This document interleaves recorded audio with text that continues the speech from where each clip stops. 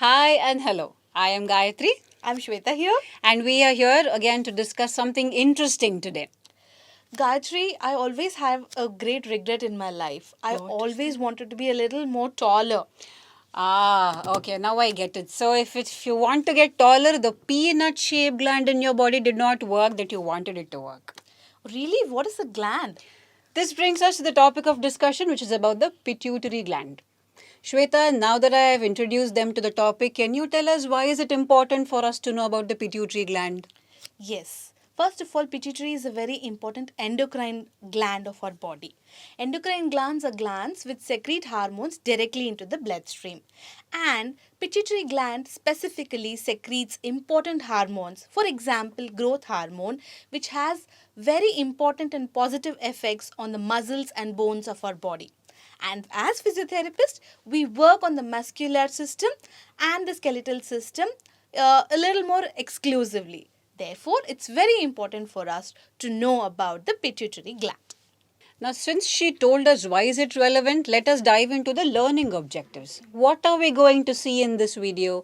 We shall be dealing with the anterior pituitary, a little introduction prior to that, and then some of the hormones released by the anterior pituitary gland. Let us begin by knowing the location of the pituitary gland.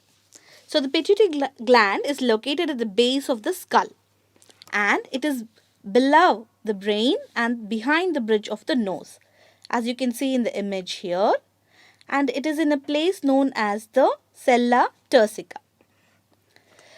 Now, this pituitary gland works in close relation with another part of the brain known as the hypothalamus. And it works in tandem with hypothalamus and help through regulation of hormones. Pituitary is connected to the hypothalamus by means of a stem-like structure known as the infundibulum. She has explained about the introduction. Now, let us see what are the hormones secreted by the anterior pituitary. Anterior pituitary, posterior pituitary. They are like bunch of grapes. So the anterior one, which is located anteriorly, posterior located behind the anterior one, connected through a stalk called infundibulum. Now the hormones released by the anterior pituitary are directly from the anterior only. It's also called adenohypophysis. The hormones are, first is growth hormone, then you have the thyroid stimulating hormone, adrenocorticotropic hormone, follicle stimulating hormone, luteinizing hormone, and prolactin.